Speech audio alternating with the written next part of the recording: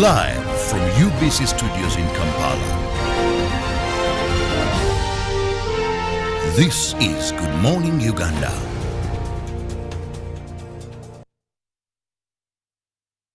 Well, it's Good Morning Uganda coming to you live here on UBC 28th of June 2023, a Wednesday. My name is Philomena. Mastiko. Well, a very special Wednesday, wonderful, wonderful Wednesday. And allow me to officially wish you a happy Eid al-Duha to all our Muslim brothers and sisters. Quite a big day of great significance. Actually, they call it the Festival of Sacrifice. Well, clearly, I know that most of our Christian counterparts, this is one of the Eids that they are always looking forward to, because they have expectations. They do really have expectations. But yes, congratulations, and again, a happy one to all the Muslim brothers and sisters. And of course, we know that prayers will be kicking off around the major mosques in Kampala. And here at UBC TV, we'll be giving you quite a coverage at what is going on, especially at the old Kampala mosque. Well, very, very happy to be here. And of course, being joined by Robert Kirabo, Nyonyintono. Robert, good morning. Salam alaikum. Walaikum salam. I hope I got it right. I can't go beyond that. Otherwise, how are you? I'm lovely. I'm doing all right. How are you doing? I'm very fine. Are you ready for today? Well, the good thing is the Quran was very clear. Prophet Muhammad told us that if you can, then you can slaughter an animal. So if you can't, it is okay. You can have something for your family. But if you can, and in Uganda there's how they use oya ino kushobozi. Look for a goat, look for a camel, look for a donkey, look for a cow, any four-legged. Don't go for fish, don't go for chicken, don't go for, those are birds, but an animal. And this animal must not have any form of deformity. Don't say I have a goat that was born crippled. Yes. No, it has to be a perfect animal. In perfect natural condition. Sacrifice. Then slaughter that animal, share with family, give to others. Because the background of this whole thing, it's a story that is also in the Bible. In the Bible, we talk about Abraham when he went to the mountain with his son Isaac to sacrifice him because the Lord had asked for that.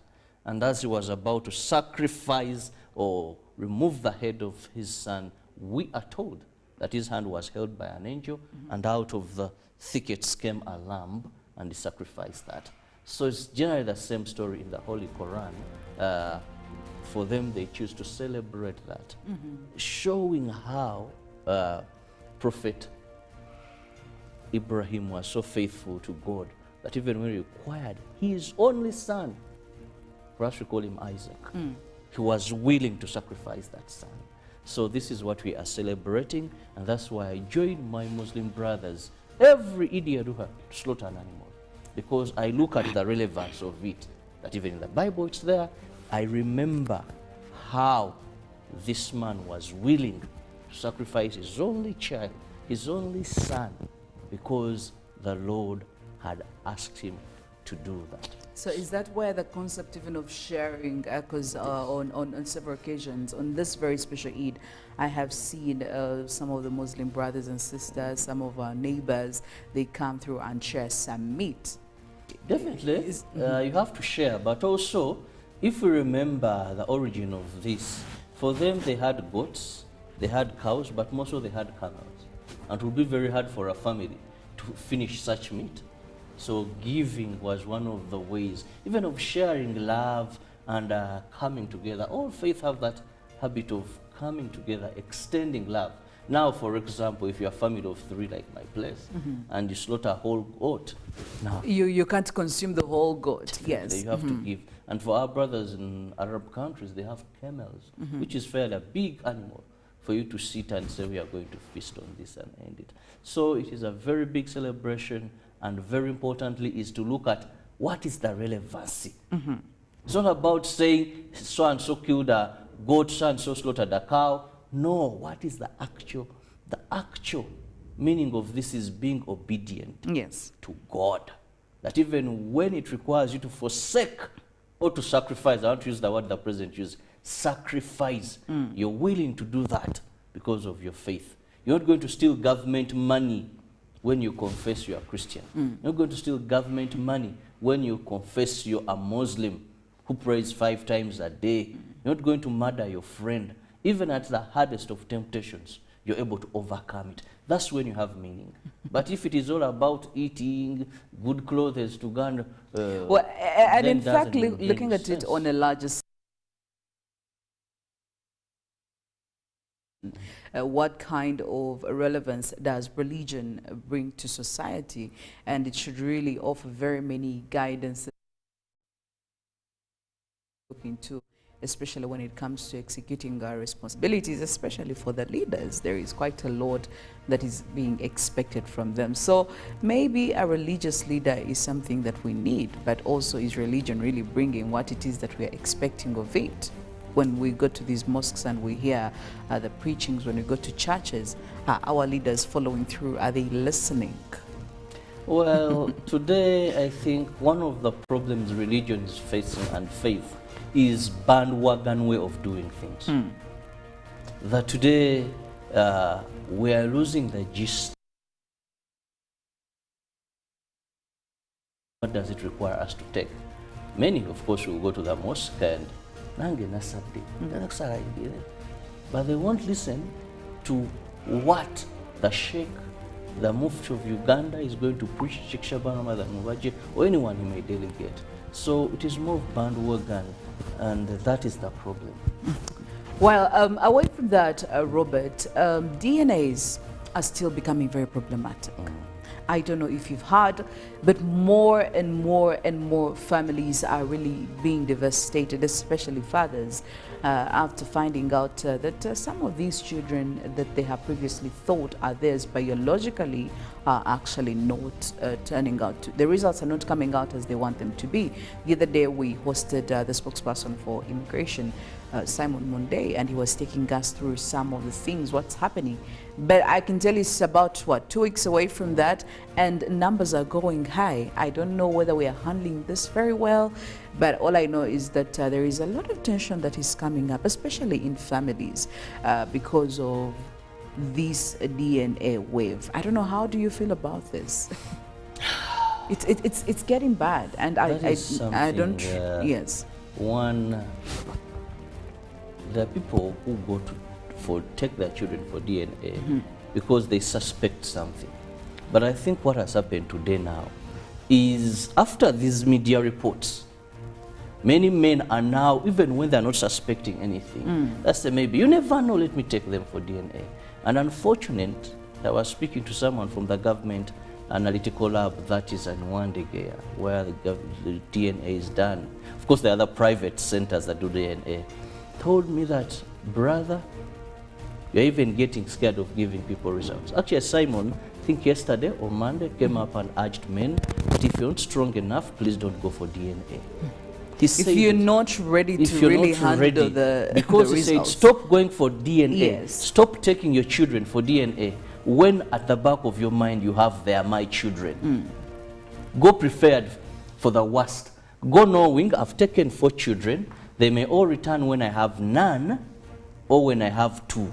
But don't choose only to go for DNA and the back of your mind, these children must be mine. You know, that is the problem. If you're ready to go for DNA, go knowing I may go with 4 kids and return with none who is mine. And if that happens, how have I prepared myself? For example, Philo, I have only 1 son. I cannot risk taking him for DNA because I know from one day to where I stay, I may collapse and die along the way. So I rather not do that. I cannot stomach it if the results come out that my only son is not mine. So I don't risk, I don't do that thing because I'm not strong enough to do that. But the problem is, we do things because of bandwagon effect, but no, they actually... I'll give you an example. I don't want to mention the place. But this is a 75-year-old man.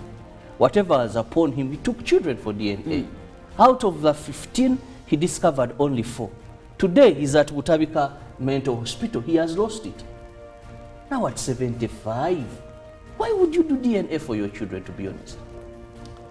It's really, really But sad. also our partners, the ladies, please, it is not fair at all. This thing is not fair. You know? Well, I can tell you that more stories will be coming through. Even if we talked, we can only do so much. But there are men who are very intentional about it and they want to do it. I just hope that, I don't know what can really stop us from doing this, honestly. But also, being a Pan-Africanist and being an African man, very traditional, I think the white man came up with many methods of dividing family and breaking family. Here in Africa, most of Uganda, we have grown up. Men would know that this child is not mine. And they would raise this child. So fellow man, before you go for DNA, know that there could be also someone else raising your son or your daughter. Yes. Watch women. People, many children grew up in families when the husband completely knows that this is not my child, but in the will is where they put it. No, si wange, and it is done and dusted. You're running to say maybe raising children are not mine, but what if there's another man who's raising a child who's also not his? I think for unity of family and African perspective, as an African man, we know times have changed. Raising children is very expensive.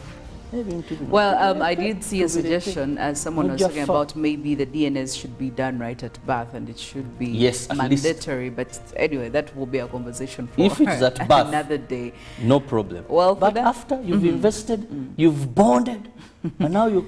Anyway, that's the DNA conversation is still going on, and of course we are here to make sure that we see where it is headed, what is the final destination. But for now, we'll go through some of our local stories and international stories as well. We begin with His Excellency, the President of the Republic of Uganda, Yoweri Kaguta Museveni, who has extended warmth and joined the Muslim community in Uganda and worldwide in celebrating Eid al-Adha, also known as the Feast of Sacrifice. In his message, President Museveni emphasized the teaching of Prophet Ibrahim, highlighting sacrifice as the foundation of religion and urging believers to apply this spirit to all aspects of their lives.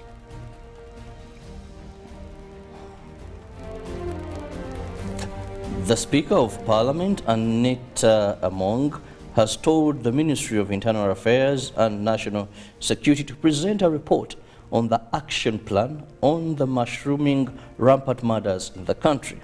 This follows the increased toll of murder cases in the Greater Masaka region by unknown suspected machete-wielding men.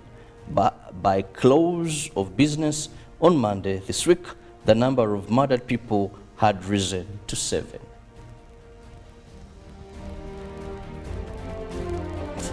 Parliament has declared a bill for an act titled the Financial Institutions Amendment Act 2023, seeking to review Bank of Uganda from accommodating a central shared advisor council under Islamic banking. The legislators agreed that the council was created in bad spirit and the principal act needed to be amended. The Tuesday marathon session, chaired by Speaker of Parliament, dominated by deliberations of a number of bills, including the National Sports Amendment Bill 2023, as returned by the President, and the Financial Institution Amendment Bill 2023.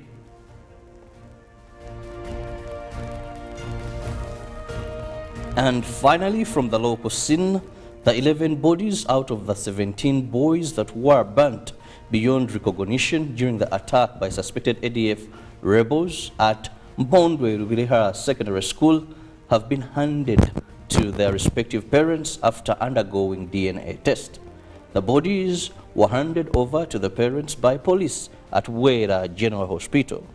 The 16th attack by the suspected ADF rebels at Mpondwe Rubiriha Secondary School in Kasese district left over 40 people dead and others abducted. During the attack, 17 boys were burnt beyond recognition and were taken to Buhika Referral Hospital in Fort Portal to match their DNA with those of their parents. According to the Director for Forensic Services in the Uganda Police, Andrew Mubiru, the DNA was successfully done and 11 bodies matched with their parents who had also undergone DNA.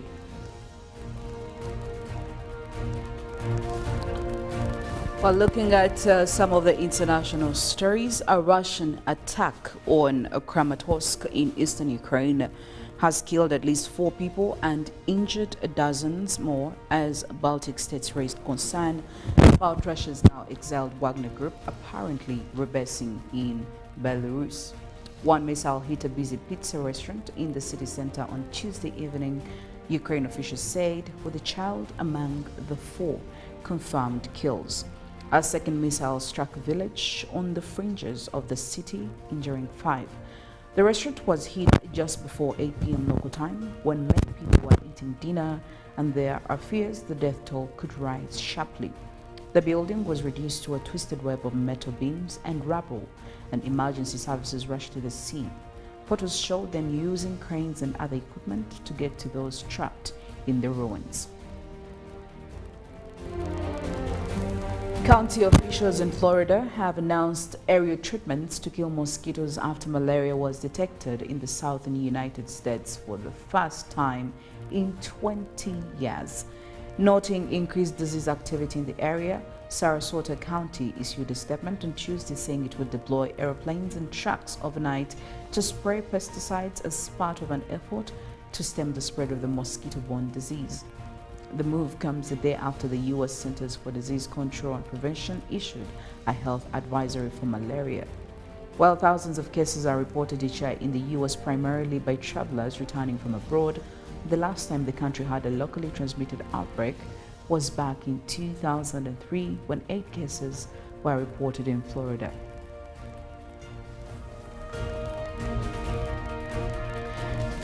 Back in Africa, the results of Sierra Leone's disputed presidential election were announced in front of a banner that bore, among other things, the logo of Irish Aid.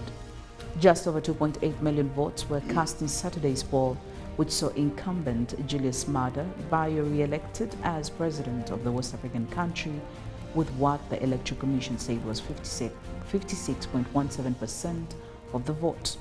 The 59-year-old, who leads the Sierra Leone People's Party, was sworn in at Freetown State House about an hour later.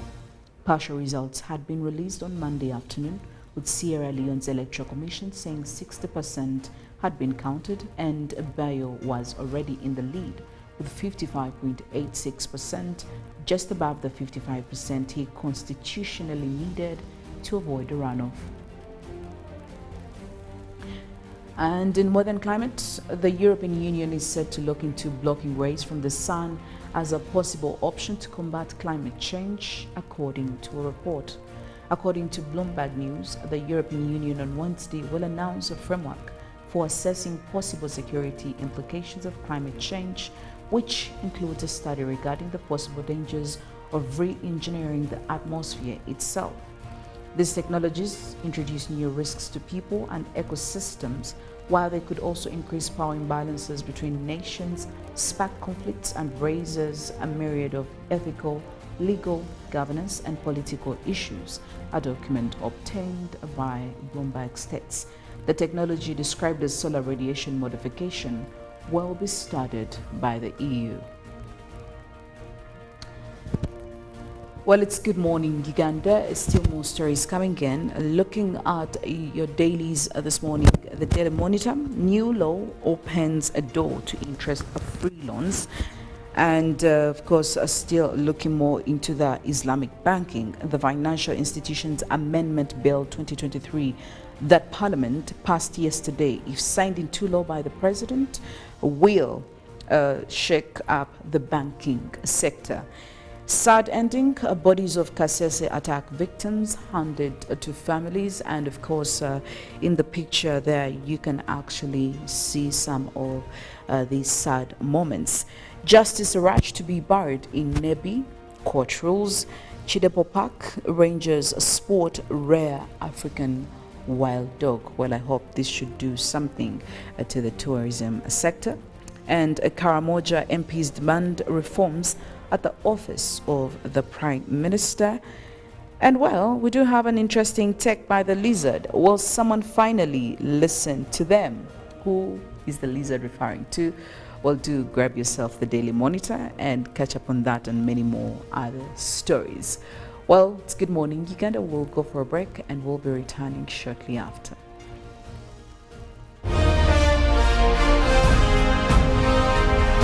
Live from UBC Studios in Kampala.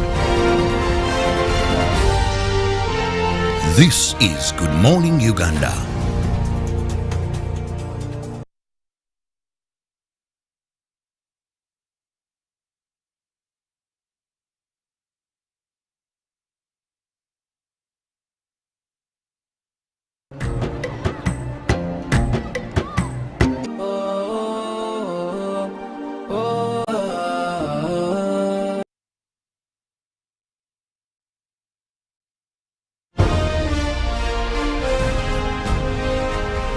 Live from UBC Studios in Kampala. This is Good Morning Uganda.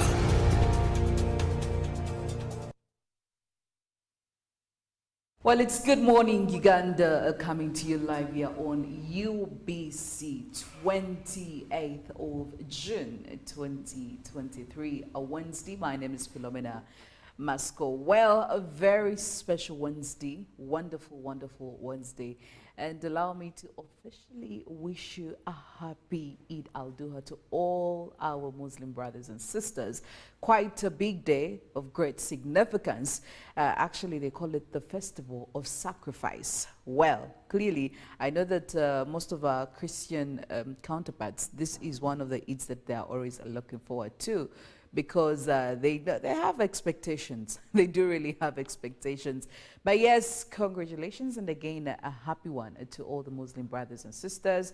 And of course, we know that prayers will be kicking off around the major mosques in Kampala.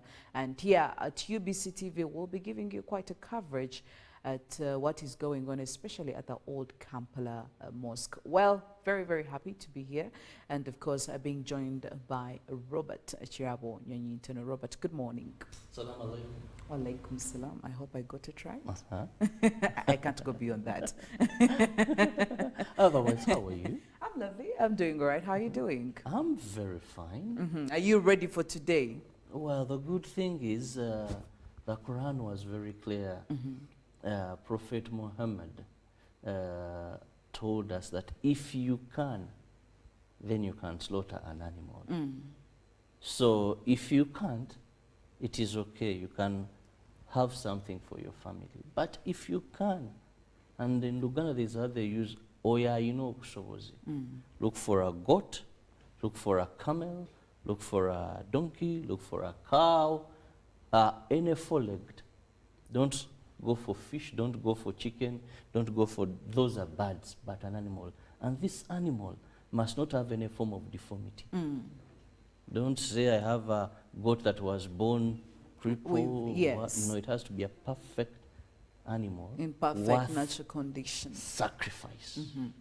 Then slaughter that animal, share with family, give to others. Because the background of this whole thing, it's a story that is also in the Bible.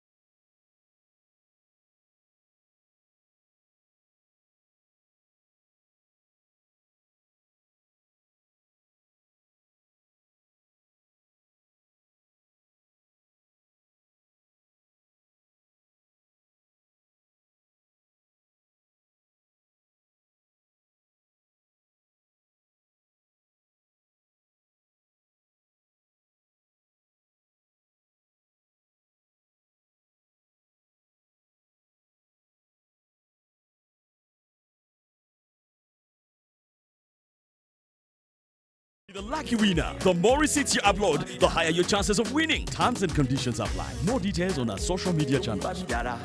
Uganda Revenue Authority. Developing Uganda together.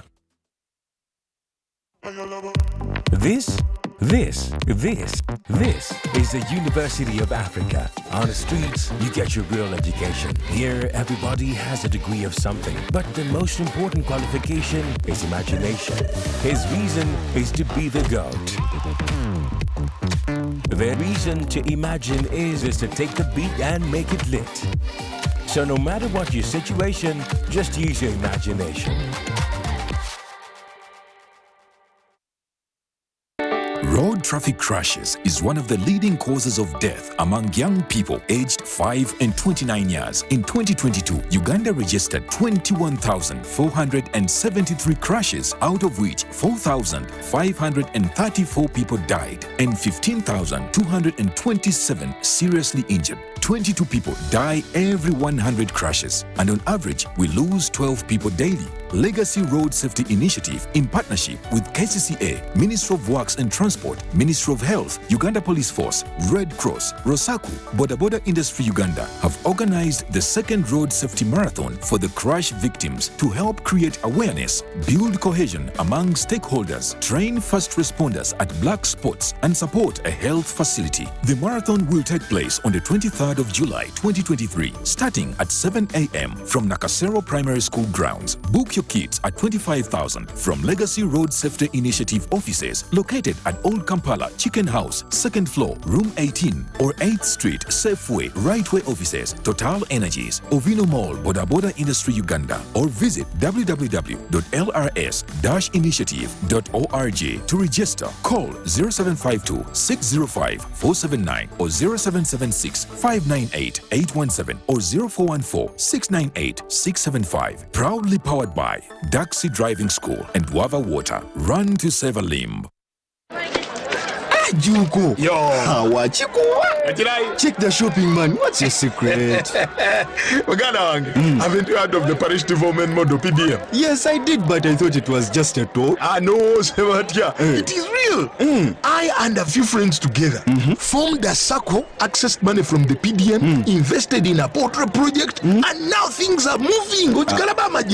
Juko. I thought I was one of your friends. You are. But you left me behind. I didn't leave you in poverty. What you do, just visit your LC2 chairperson and your parish chief and start the process of economic transformation. Just like that. The parish development model is an initiative from the government of Uganda through the Ministry of Local Government designed to transform all lives of Ugandans for the better. PDM, my parish, my development, my life. These days, our homes are no longer just the places we live. It's where we attend meetings, go to class, keep each other safe, and entertain ourselves. To do this smoothly, you need a reliable internet connection. Buy the MTN WakaNet router, which connects up to 32 devices and get a free 40 GB data bundle at only 149,000 shillings. Or buy the MTN WakaNet MiFi at only 75,000 shillings and enjoy a free 15 GB bundle to stream, study, work, and play on the go. Visit any MTN service center to buy the MTN WakaNet router or MiFi and enjoy the internet that does amazing things. Parliament is on the spotlight once again. To be specific, the 11th Parliament. 67 bills were put before it, 47 passed, 20 left behind, 2 sessions done, a 3rd session remaining. Will Parliament be able to deliver what Ugandans yearn for? Will it be representing the people or their personal interests? Tonight, on Behind the Headlines, with me, Timothy Nyangoso.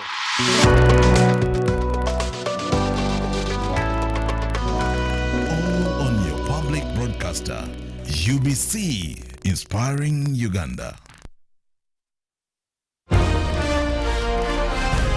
Live from UBC studios in Kampala. This is Good Morning Uganda.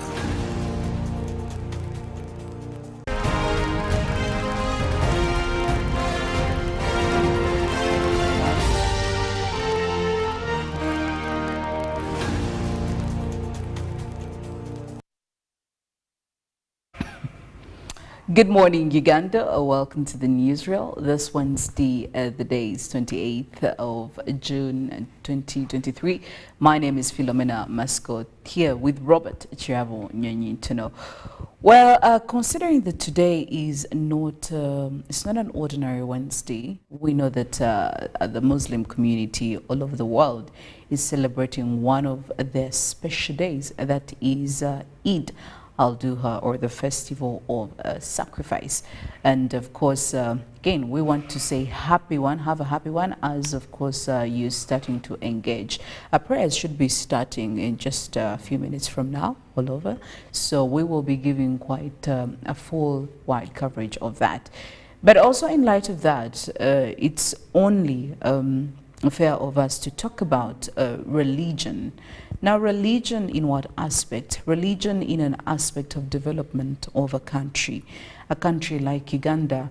Oftentimes, we have talked about very many contributing factors, very many other factors that influence a development. But Robert, I feel like attention, or not enough attention, has been driven towards religion, the concept of religion, and the right-handed or the outright opportunities it avails in development. First of all, is it a concept that you believe is actually true? Do you believe that religion has quite a very partial role it plays when it comes to development, and how does it do that? Well, I would love to hear from you. Continue letting us know. Our WhatsApp platform 0709 602 592, and our Twitter is always open to you to share your 2 cents. And of course, you can do that via our hashtag UBCGNU. But getting back to this, I think it's important for us to enlighten ourselves. In this day, age, and era, modernization, dynamic development is going on.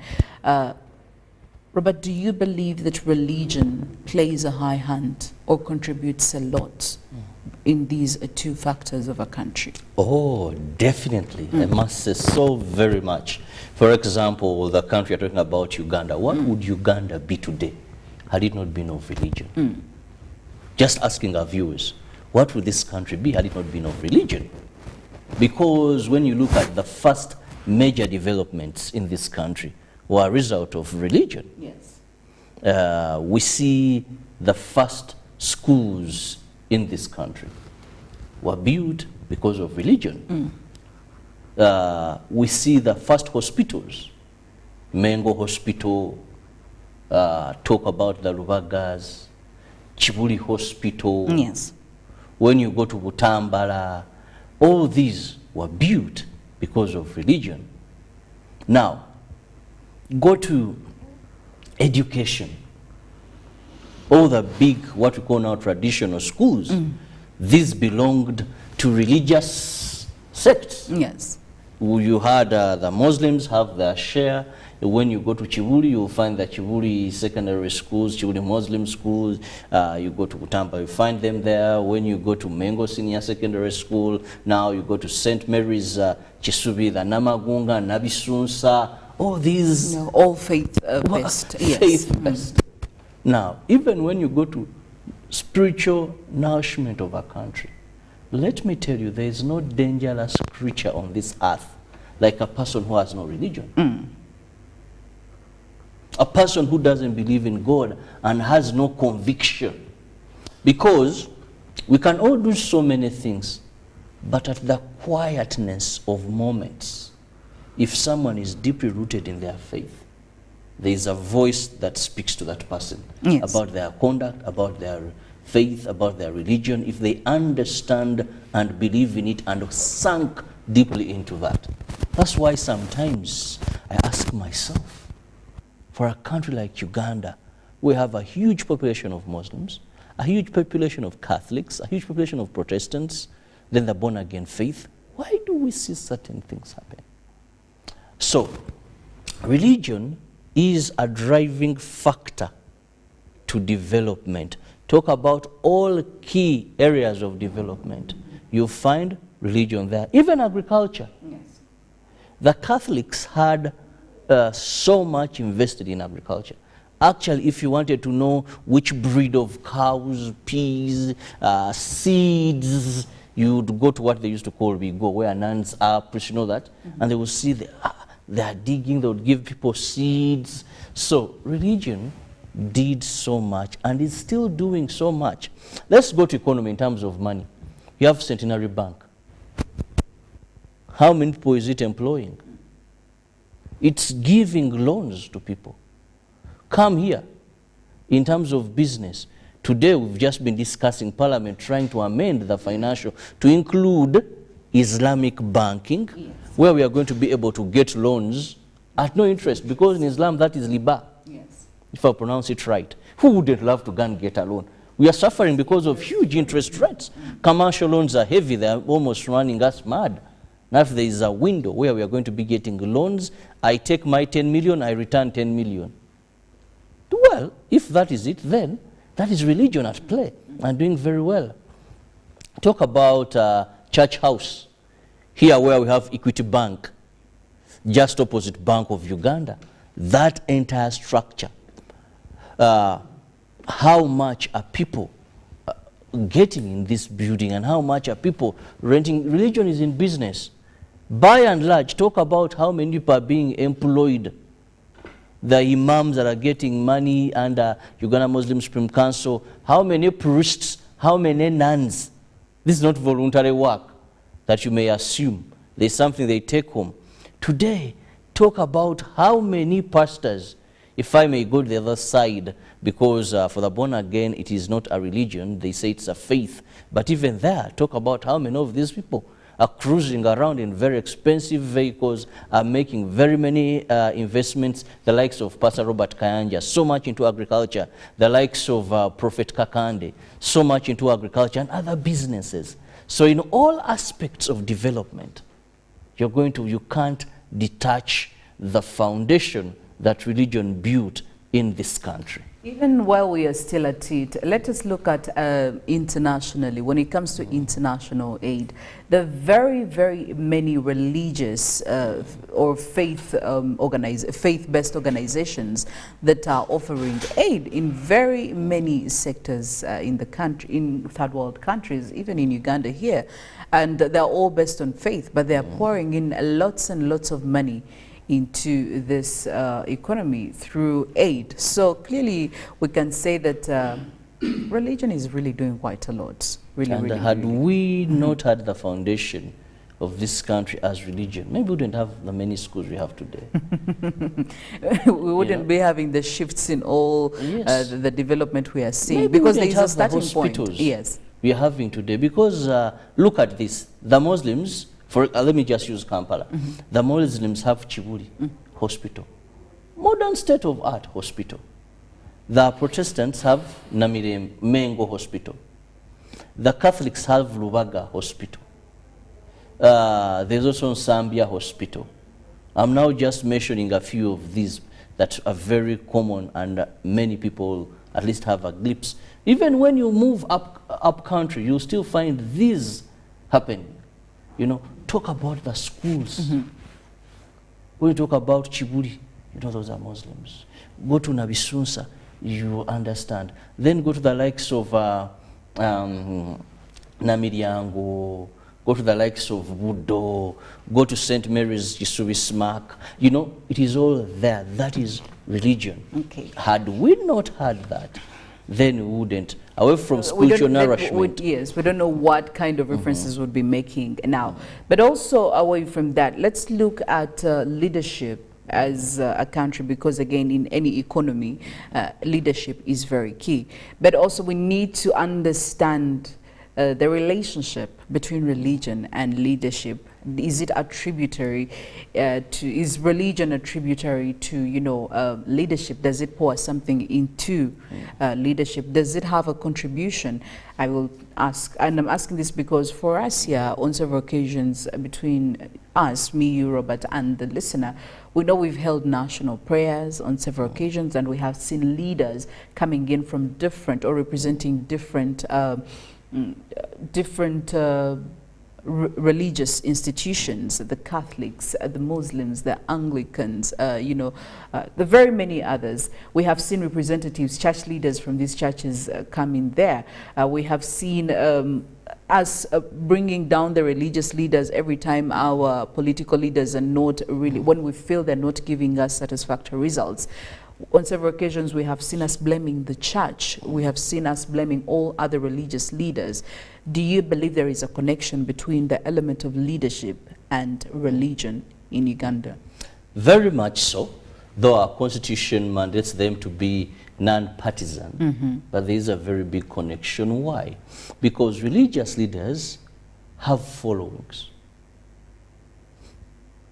And even back in the biblical days or the Quranic days, if I may use that, God used leaders, religious leaders, to speak to powers that be. Prophets in the Bible would go and speak to kings. Thus says the Lord. In the Quran, still prophets would go and speak to leaders of that particular time on evils that are happening. In Uganda, we have the Janan Lumu Day, where we are celebrating this leader that amidst all challenges, he stood up and told President Idi Amin that what you're doing was wrong. His end was so disappointing. Yes. But the fact is he stood up. So the only challenge we have today is that have leaders known the authority, the position that they possess, and have they used that to reign over challenges we are facing today? The answer is no.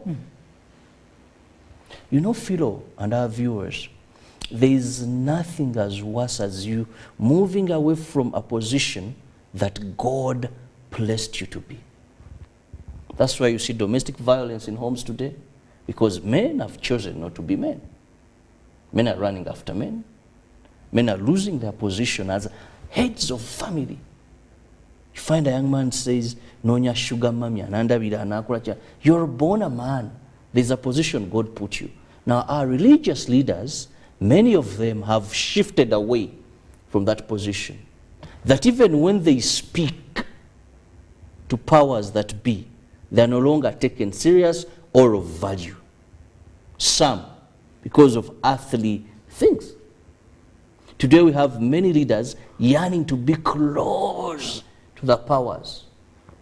Many leaders, even when together they should be non-partisan, have limitations on where they involve themselves, outwardly coming up and showing the side they support in politics.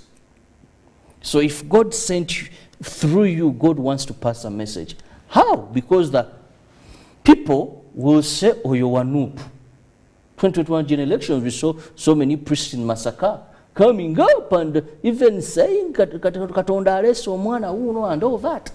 You know, so how will a leader of NRM, when you come with a message and say, God, or when you want to occupy your position, how will you make sense before that person? Yes. Leaders today, some of these religious leaders, you hear arguments of sold properties, you sold Muslim land, you sold this, church land, you sold church land, yes. You stole a car, you didn't leave office, then we hear, now for you've been given this, you've been given that. You've moved away from the God-given position of your life. And therefore, you seize. Some have acted very nonsensical. You know?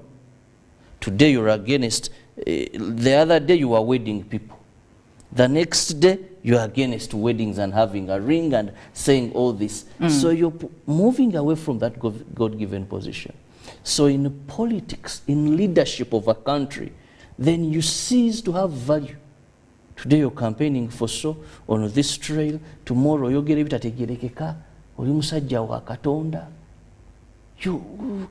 So even the leaders, and I want to say this, even the big man will look at you and say, no. You get it? Today you form joint this, tomorrow you're breaking up. Today you form Obuvuyo and all that. Cannot keep them in the position where they're supposed to be. But if they did, I want to tell you, religion, leaders have so much power. There are places I know that if you're not a Muslim, you can't win an election. In that area, you win an election. Impossible, because religion. Yes, we might say this, we don't tolerate as a country, our constitution isolating people based on their religion, affiliation, but that is the truth. There are places I know, there are staunch Catholics. You can't win an election there. There are places I know that unless a religious leader shows that they concur with what you have on table and show some support, that is when you can win an election. That is why Bambi, poor religious leaders, I'm not saying they are poor financially, because they have money today. I've seen cruise cars, and I'm like, the kingdom of God belongs to the poor is not there anymore. I've seen pastors ride cars. That, my God, I've never believed this should be ridden. I've seen reverends and all that. But they have been even now exploited for political benefit.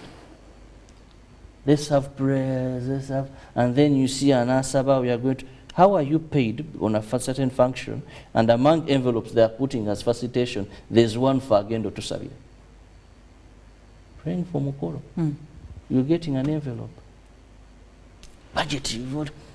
Somebody would ask and say, but well, then how do you expect the church to survive, or you know, any other church leader that is trying to ensure that because there are other needs that are expected to I mean, these religious institutions do have needs. They need to keep running. They need to, there are certain assignments they have to be doing, you know, doing the Lord's work. So someone would ask, so how are they expected to run? Where do they get the money that they actually need to actually run these institutions? If offertory is taxed, or if religious leaders pay as you earn, I stand to be corrected.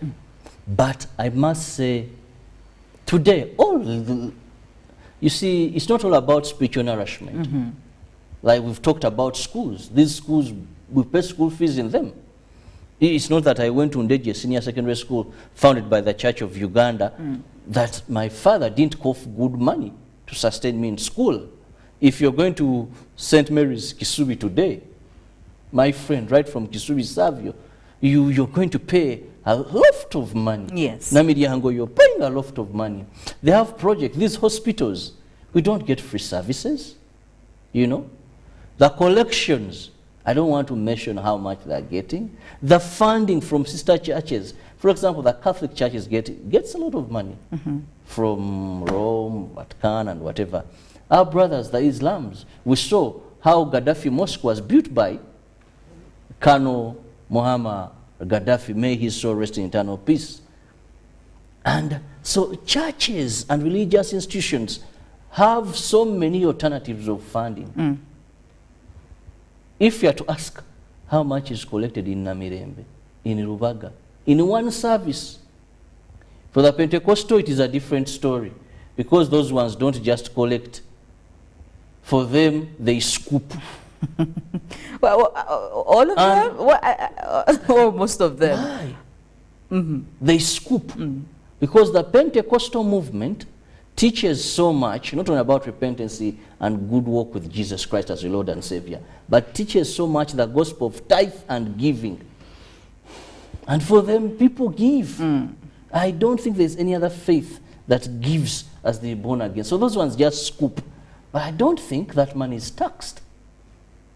So they have, and I can never look at a Jesus leader They could have greed amongst themselves, that maybe one takes a big portion, senior pastor, his children go to very good schools, other people's children are struggling, yet they're in the same ministry, but he says, I'm the vision bearer. Those things I know, I've grown up in that, so I know what it means. But by and large, people will be giving. People will be giving to that. So, financially, for God's work, let me tell you, a sheikh cannot say, we are going to build a mosque or do this, and the believers don't do that. A pastor cannot say that we are going to have a crusade and the faithful will not give. We had our Archbishop, the Anglicans, when he said we have a debt with Equity Bank, we need to pay this debt. I want to tell you, people gave money. People gave money and we want to thank them. Government came in, the Prime Minister gave money, I think His Excellency gave money. When we go to Rubaga, if Sabasuma students said, we need money, there's this project, but people of God bring, sister, people are going to give wholeheartedly. Yes. If Sheikh Shaban Ramadan Mubaji stood and said, we have this project and we need money, the only challenge they are getting today is lack of transparency, sometimes in some institutions. But other than that, there is no scarcity for religious institutions if they manage their finances very well. Well, we're looking at the role of religion in the development of the country. We would really love to know what a part is played by religion and faith, and how does it play in development of the country. But also, Robert, we need to acknowledge the fact that even as much as the religious leaders try as, to do what they're supposed to do to contribute to the national development, there are certain challenges they do encounter. And maybe it's only fair that we also look at that other side of, the coin. Because we know they are supposed to be non-partisan, but there have been claims and allegations where the citizens believe that some of these religious leaders have chosen to take sides, and it's not something that we would really want to expect from them. So could that be a challenge? Is it because the fight between the times right now, economically and financially, and also politics, how it's played, has contributed, or it's a big challenge that has put the church leaders in a very compromising position? Could that also be one of the challenges that we are seeing, or it's just a choice that they make? The time I've spent in media, I've learned one thing, that you choose to be who you want. Philo, today we on set. You can make one statement, and on all social media platforms you're trending. Yes. It may land you into trouble, but you'll be trending. And after that, your life may never be the same. Either it gives you a bouncing board to greater heights in terms of human rights, this, that, because you have colleagues in the media who have used these platforms that we have to make statements. Some have landed them in trouble, but today they are sitting in parliament and they're earning big because they chose that. One was once even our president of, I think, Uja. He knew what to say, he knew how to do it, he expressed his side, and now religious leaders have a choice. They have a choice. We can't say that economic times are forcing them that way. We can't say that the politics is forcing them that way. We have a choice. They have a choice to decide what gospel do I want to preach. I know religious leaders that would condemn the ills that are happening, the evils that are happening in society, but remain non-partisan. And when they preach or I land on their clip, I watch with respect and dignity. I know this religious leader is condemning this, not because he has political intentions or is supporting, but it's an evil happening in society. I know religious leaders who will speak certain things and I have just scroll and move on. Because I know this one is now saying these words to get connections, to get closer, to have protection, and all that. Life is a choice. These excuse, we can't say, oh, wavu, banadini, basi bakusheta osinga bafukamide because of poverty. No, we can't. We are not going to say that politics is dragging them. I know religious leaders who are in their churches, you don't come as a politician and they give you time to say hello to the people who have the congregation, and you start politicking. They'll remove the mic from you. Yes, as I mean, it's as it should be. Yes, you they'll don't remove use the that mic. as a platform. But I know where you can go to, and you begin either the gospel of opposition or the gospel of NRM, and the religious leader is even clapping and urging the congregation to clap. Now, would that be because of poverty? So, those that choose, we can't exonerate them. Archbishop Janan Lumu, whom we celebrate today, knew that this was going to cost him his life. I've read some books where they say, I think they were in Entebbe, and he told them, I made this statement, but these may land me in problems. Yes. He wasn't looking at money from President Idi Amin. No. He wasn't looking at proximity to power, to President Idi Amin, because he knows maybe his children then will have better jobs, or they will be placed somewhere, or when he retires he will be given certain things and all that. No. He was speaking against the ills happening at that time because it was a conviction by the Holy Spirit, and he knew this was wrong. Yes. Today you have very calculative, some are very calculative religious leaders. Some even are exploitive. Some use their positions not as men and women of God to be gender sensitive, but as people who use this position as stepping stones to achieve what they want. Now there, they will lose relevancy because he who pays the piper will determine the tune. If today you wrote a cheat and gave to an MP, take to this or a connection and say, I need a car, need this, this, then you got it. When I say it's campaign time, and maybe put posters around your church. Yes. Give us some time in the service to come and campaign. How are you going to refuse? Who came to me? Did I come to you? No. So, these are the challenges. Bring back my earlier submission that when you don't know the position and the authority that God has given you, you're like water hyphen.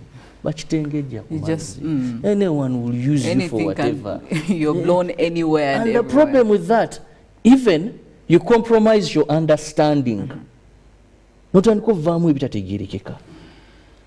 You know?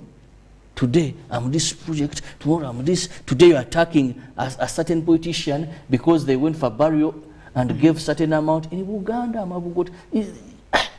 it shouldn't be something that you look at. Because you've forgotten your position as a shepherd that God gave you to lead people to his kingdom, to lead people to the spiritual line. That is why today we are having, you know, Philo, there is so much morality today. Even the songs that are being played on some media stations are not UBC. Immorality is everywhere. But you find today is a great day. We are going to have Muslims gather in mosques all over the world and all over Uganda. What message are these men of God going to preach? Are they going to start by talking about purity? You know? Or are they going to start by talking about human rights violation?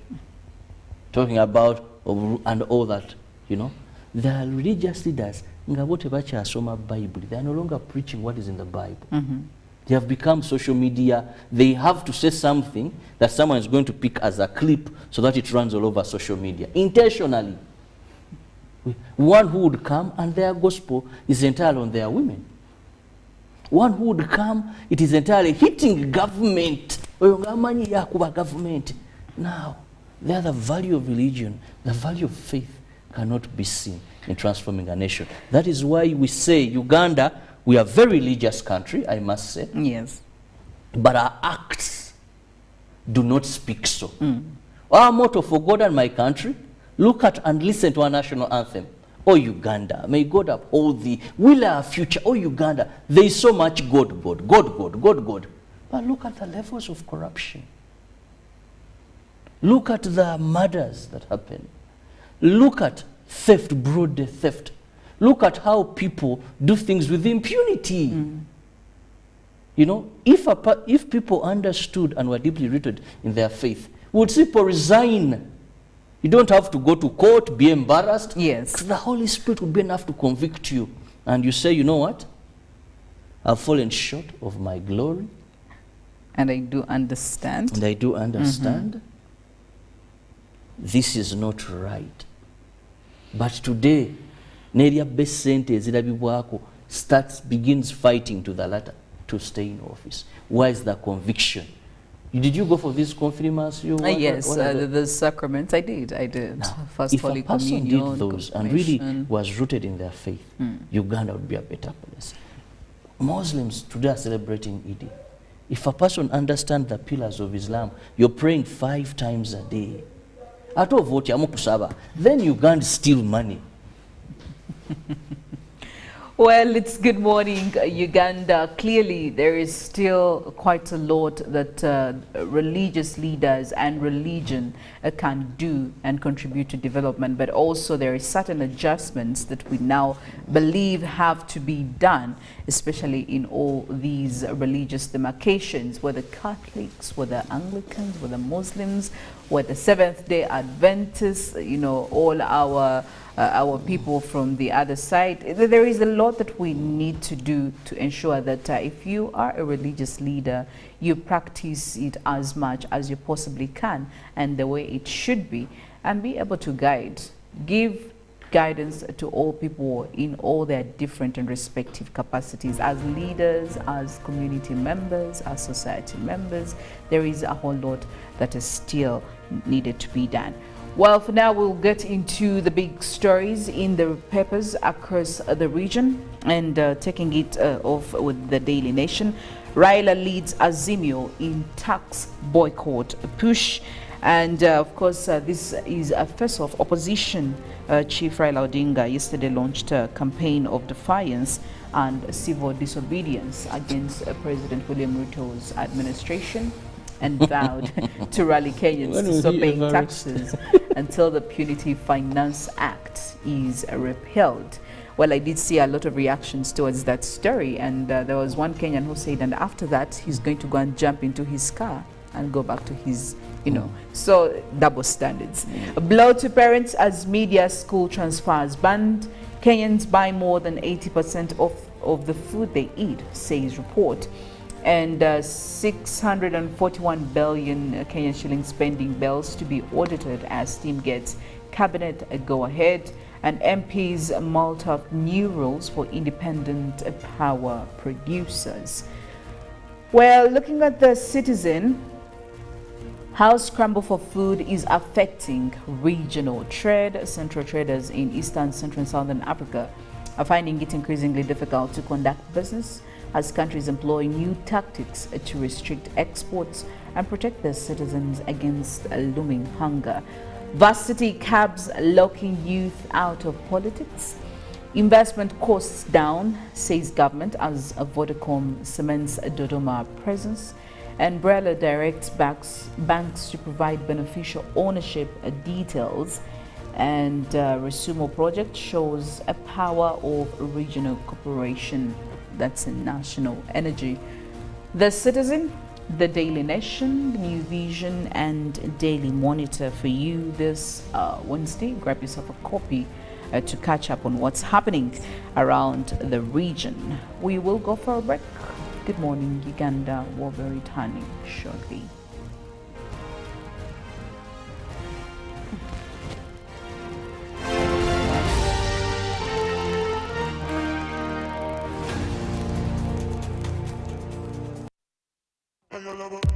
This is the University of Africa. On the streets, you get your real education. Here, everybody has a degree of something. But the most important qualification is imagination. His reason is to be the GOAT. The reason to imagine is to take the beat and make it lit. So no matter what your situation, just use your imagination.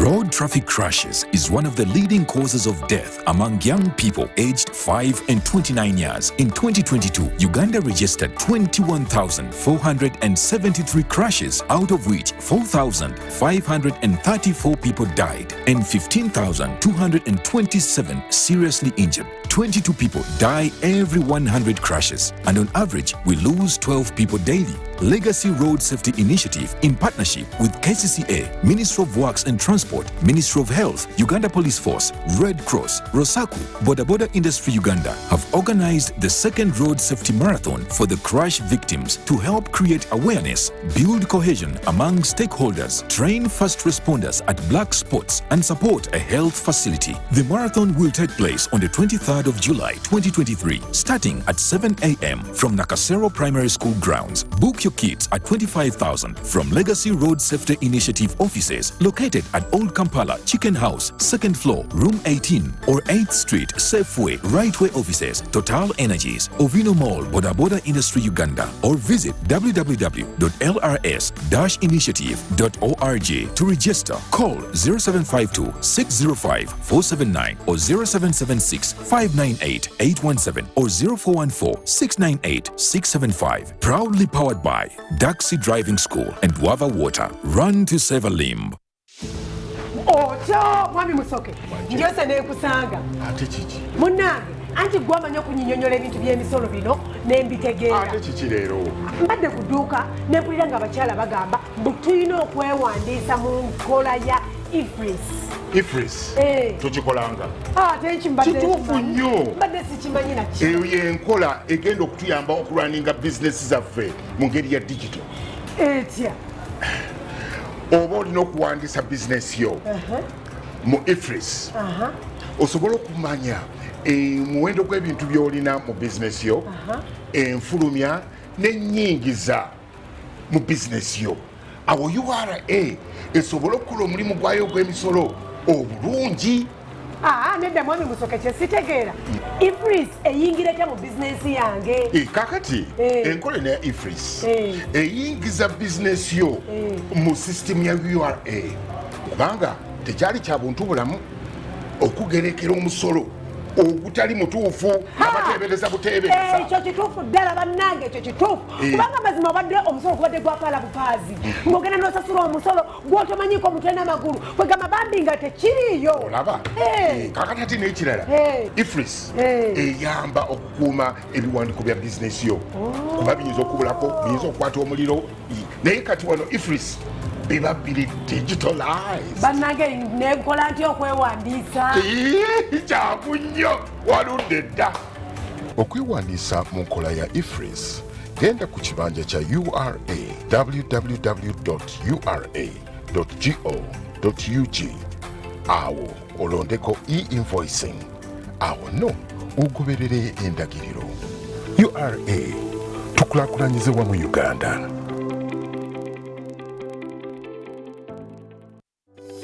These days, our homes are no longer just the places we live. It's where we attend meetings, go to class, keep each other safe, and entertain ourselves. To do this smoothly, you need a reliable internet connection.